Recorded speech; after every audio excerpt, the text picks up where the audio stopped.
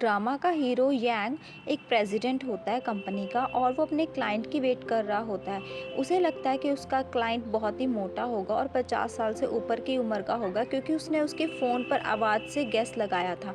पर जब उसका क्लाइंट सच में आता है तो एक बहुत ही हैंडसम और स्मार्ट सा लड़का होता है। यांग को बहुत हैरानी होती है उसे देखकर और वो अपने आप को मिस्टर सुई बताता है और इनविटेशन के लिए थैंक यू बोलता है। इसके बाद शिन नाम का कैरेक्टर ये बताता है कि ये साथ में खड़ी हुई लड़की आपके पर्सनल बटलर बनेगी और इसका नाम है लिन मियाओ। एक्चुअली में लिन मियाओ यांग की असिस्टेंट है, पर क्लाइंट को अटेंड करने के लिए उसको पर्सनल बटलर बना दिया था मिस्टर सुई की।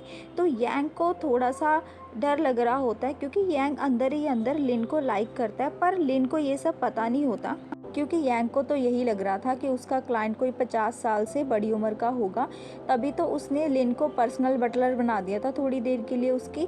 अगर यांग को पता होता कि मिस्टर सुई कोई हैंडसम सा लड़का है तो वो कभी भी लिन को उसका पर्सनल बटलर नहीं बनाता। जब लिन मिस्टर सुई को रूम में ले जाती है तो यांग शिन से कहता है कि तुम इसका ध्यान रखना और सारे काम करना। जब ये मेरी असिस्टेंट थी ना तब मेरा बैग भी नहीं कैरी करती थी, जाओ जाकर तुम इसकी हेल्प करो। तो शिन थोड़ा सा आर्ग्यूमेंट्स करता है, पर यांग उसे बोलता है कि तुम्हें जाना पड़ेगा क्योंकि मेरी असिस्टेंट है वो और मेरे लिए एम्बैरेसिंग होगा अगर वो उसके आगे पीछे घूमेगी। तो लिन मिस्टर सुई को रूम में ले आती है और सारा रूम दिखाती है। मिस्टर सुई को रूम बहुत पसंद आता है और लिन कहती है कि अगर आपको कोई भी चीज़ की ज़रूरत हुई तो मैं बाहर खड़ी हूँ, आप मुझे बुला लेना। लिन मिस्टर सुई को ये भी बताती है कि रूम अच्छे से सैनिटाइज किया हुआ है और फिर ये भी बोलती है कि अगर आपको स्विमिंग करनी है तो मैं आपका वेट कर रही हूँ बाहर, आप चेंज करके आ जाना। मिस्टर सुई भी स्विमिंग करना चाहते थे, शायद उनका मूड था तो वो उसे हाँ बोल देते हैं।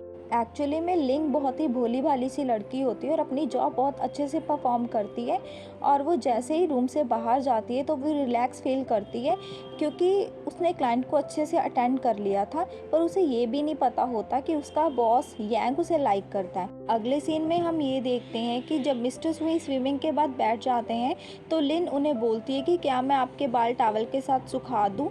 मिस्टर सुई हाँ बोलते हैं तो वो टॉवल के साथ उनके बाल सुखाने लगती है और ये सीन दूर खड़ा हुआ यांग देख रहा होता है। यांग को तो बहुत जलन हो रही होती है। लिन को अच्छे से जॉब परफॉर्म करते हुए मिस्टर सुई उसे पूछते हैं कि क्या तुमने बटलर यूनिवर्सिटी से ट्रेनिंग करी है। तो लिन उन्हें बताती है कि नहीं, मैंने कोई ट्रेनिंग वेनिंग नहीं ली, बल्कि मेरा तो फर्स्ट टाइम एक्सपीरियंस है बटलर बनने का क्योंकि मेरे बॉस थोड़े से स्ट्रिक्ट हैं तो मुझे ये सब जल्दी से आ गया। उधर प्रेसिडेंट यांग को बहुत जलन हो रही होती है तो वो वहीं पर आ जाता है और यांग आकर लिन को ये बोलता है कि मिस्टर सुई और मेरे लिए जाकर डिज़र्ट लेकर आओ। जैसे ही लिन जाने लगती है वो एक कैट को देखती है और कैट को देख के वो डर जाती है। मिस्टर सुई भी जब उस कैट को देखते हैं वो भी डर जाते हैं और वो लिन के पीछे ही आ जाते हैं और लिन को पकड़ लेते हैं। ये सीन देख के यांग को तो बहुत ही ज़्यादा जेलस हो रही होती है, उसका बहुत गुस्सा भी आ रहा होता है और जलन के मारे मिस्टर सुई से कहता है कि लिन मेरी पर्सनल असिस्टेंट है, तुम इस तरह उसे पकड़ नहीं सकते हो, उसे छोड़ दो। पर वो लिन को छोड़ ही नहीं रहा होता। तभी यांग का मैनेजर सू आकर उन्हें बचाता है।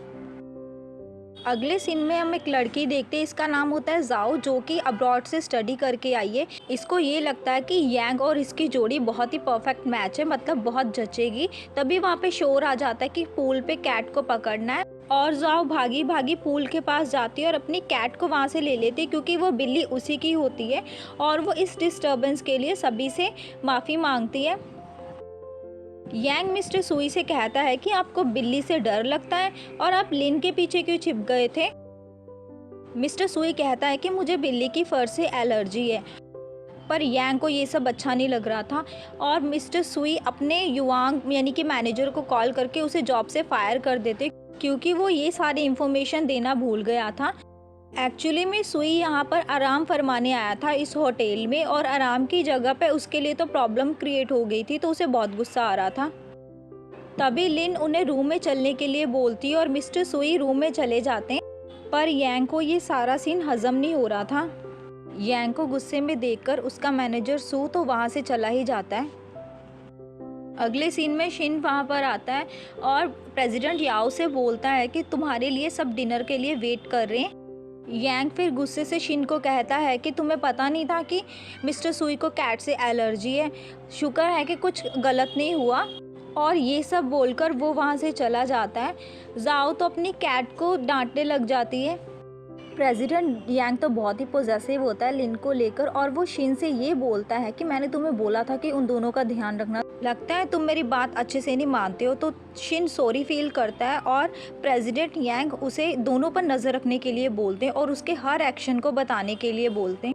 अगली सुबह शिन आकर यांग को सारी इन्फॉर्मेशन बता देता है कि पहले लिन मिस्टर सुई के साथ स्पा करवाने के बाद गोल्फ गेम में उसके साथ गई। उसके बाद मिस्टर सुई ने हेयर ट्रीटमेंट करवाना था, तब भी वो लिन को अपने साथ लेकर गया और अब वो रूम में अपना सूट डिसाइड कर रहा है जो आज रात उसने पहनना है और वो उसमें भी लिन की हेल्प ही ले रहा है। ये सुनकर यांग को गुस्सा आता है और वो अपना सूट बेड पर फेंक देता है और ये बोलता है कि लिन को सैलरी तो मैं देता हूँ और सूट डिसाइड करने में वो मिस्टर सुई की हेल्प कर रही है।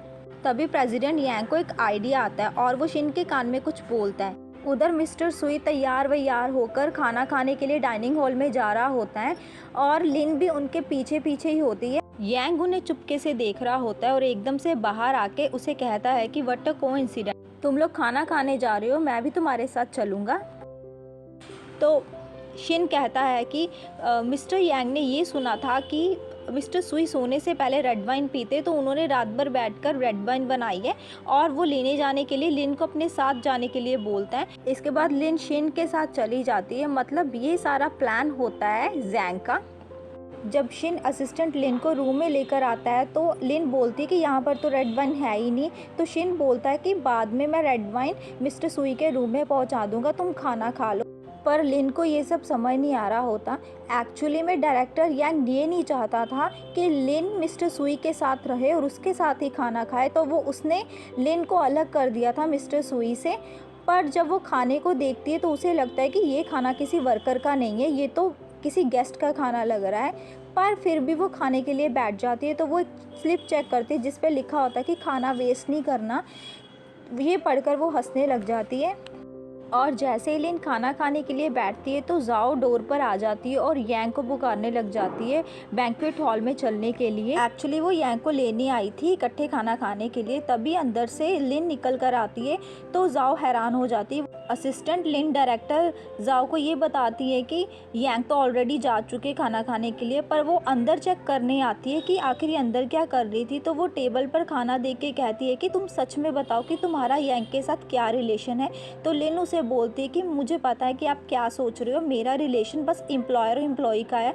तो ज़ाओ बोलती है कि तुम एम्प्लॉयर के रूम में फिर खाना क्यों खा रही हो। तो लिन बोलती है कि जैसा आप सोच रही हो वैसा है नहीं। आप भला ये सोचो कि मुझ जैसी लड़की में थोड़ी ना यांग इंटरेस्टेड होंगे, वो तो इतने रिच और हाई फाई हैं। मुझे बस जॉब की ज़रूरत थी और मैं बस उनकी असिस्टेंट हूँ, इससे ज़्यादा कुछ नहीं। ये सुनकर ज़ाओ बोलती है कि तुम्हें क्या लगता है कि डायरेक्टर यांग को किस तरह की लड़की पसंद है। तो वो पहले तो सोच में पड़ जाती है, फिर बोलती है कि जैसे कि डायरेक्टर यांग बहुत ही नकचिड़े हैं और बिना बात के गुस्सा करते रहते हैं और लोगों पर चिल्लाते रहते हैं बिना गलती के, तो उन्हें उनके जैसे ही लड़की चाहिए और वो कभी भी अपनी गर्लफ्रेंड के लिए लव कन्फेस नहीं करेंगे जब तक कि वो सामने वाली लड़की उनके लिए गिव अप नहीं कर देती।